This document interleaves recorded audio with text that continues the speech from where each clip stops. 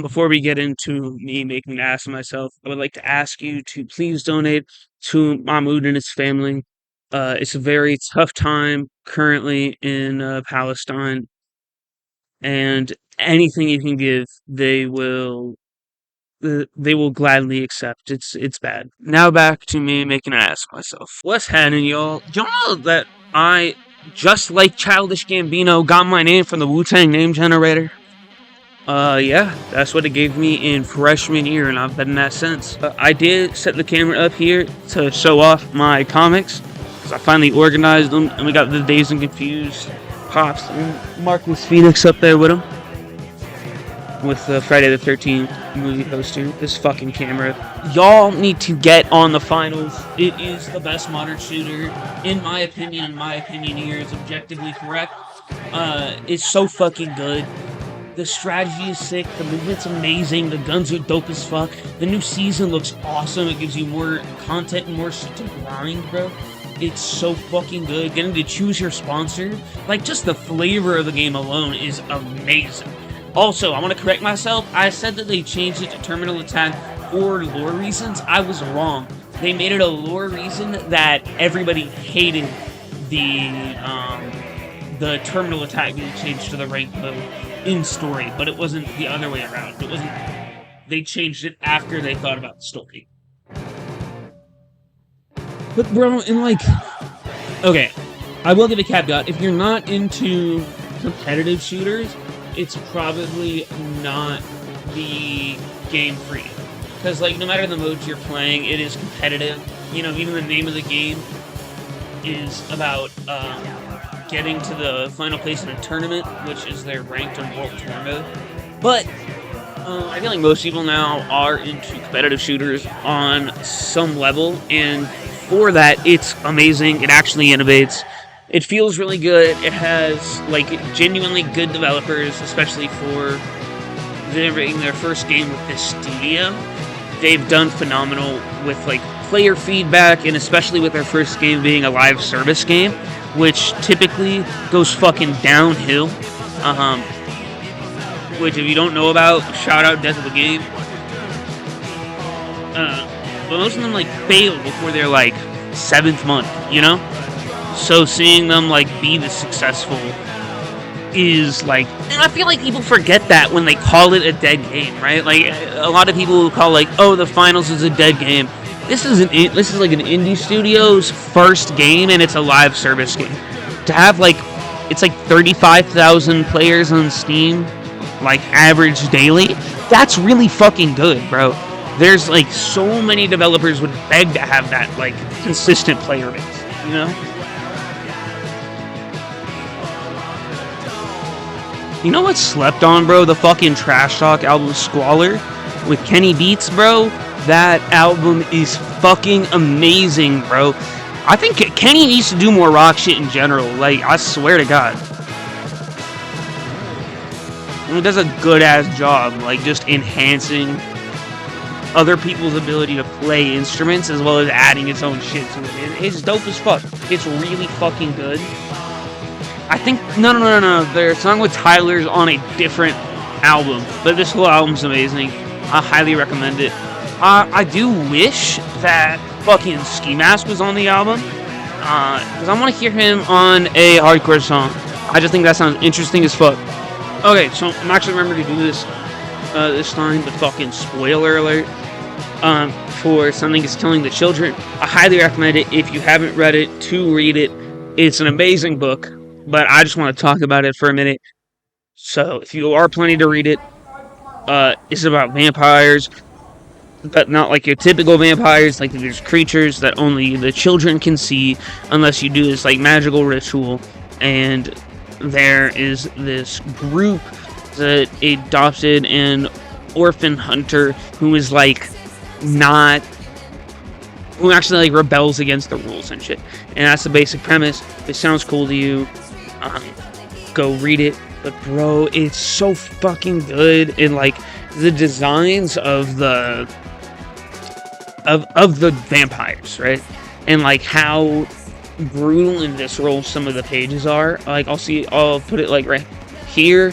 The one where the little girl gets like ripped in half by that like limb, and you see the thing come up behind her, and then you see it from the adult's perspective, and then the kid just gets ripped. It's just this beautiful page that like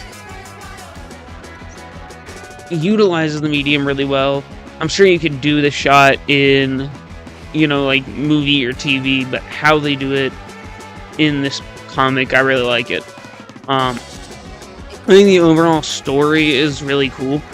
Her trying to like, you know, rebelling against the clan is done really well. It's like a basic storyline, but it feels really real in this. Like, you totally understand why she's doing it, but you do also kind of get what the clan is trying to do. It's a very obvious allegory for the government, but I'm all for bashing the government. So, in Minecraft, obviously, but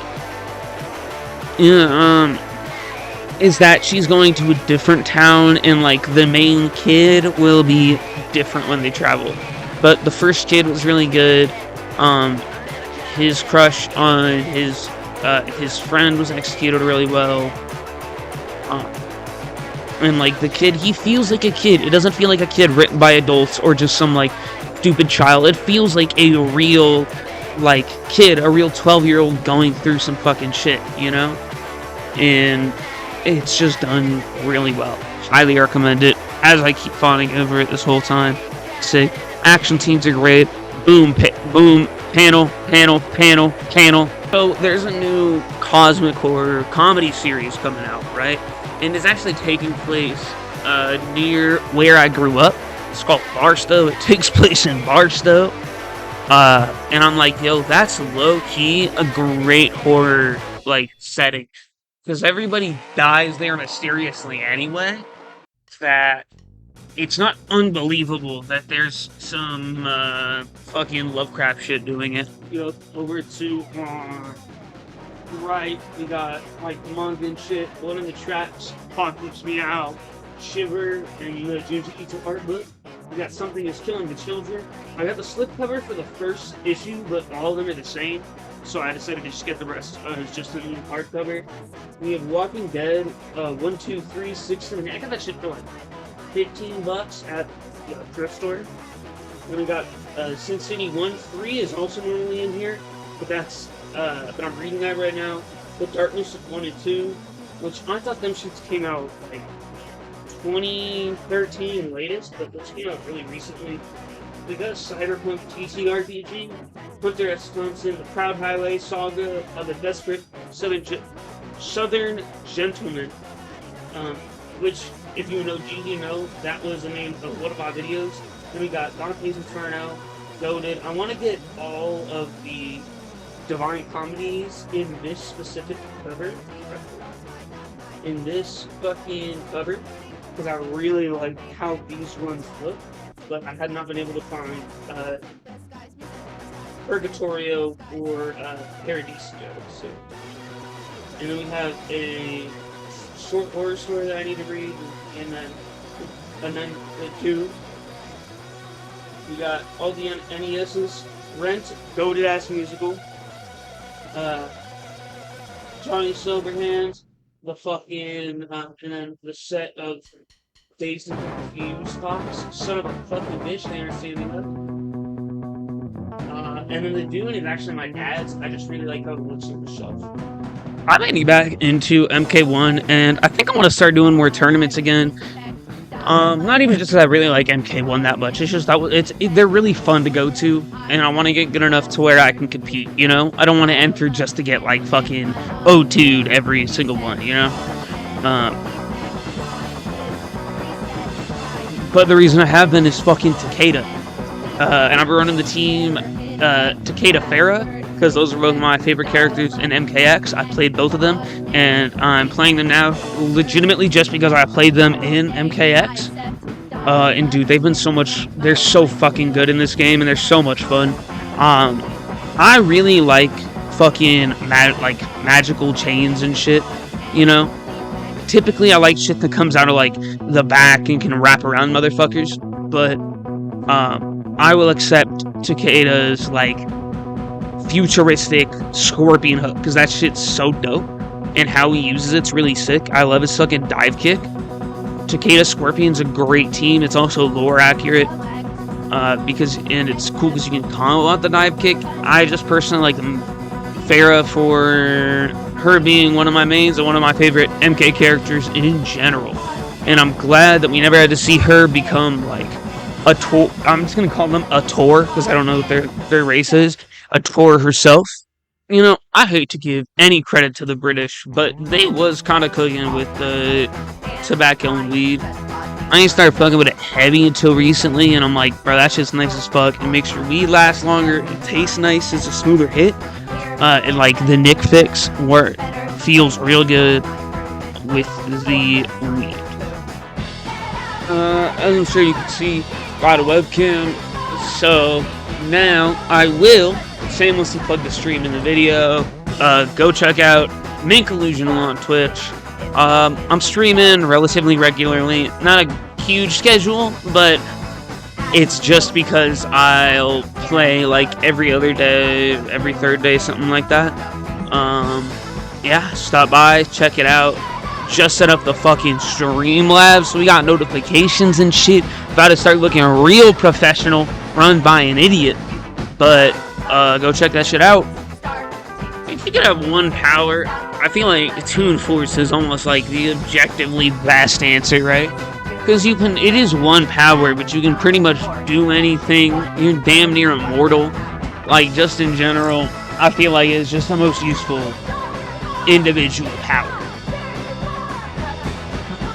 Lollipop Chainsaw is amazing. I don't know what got taken out of since the original, because I haven't played the original, but I mean, even so, it's still like just a very solid game.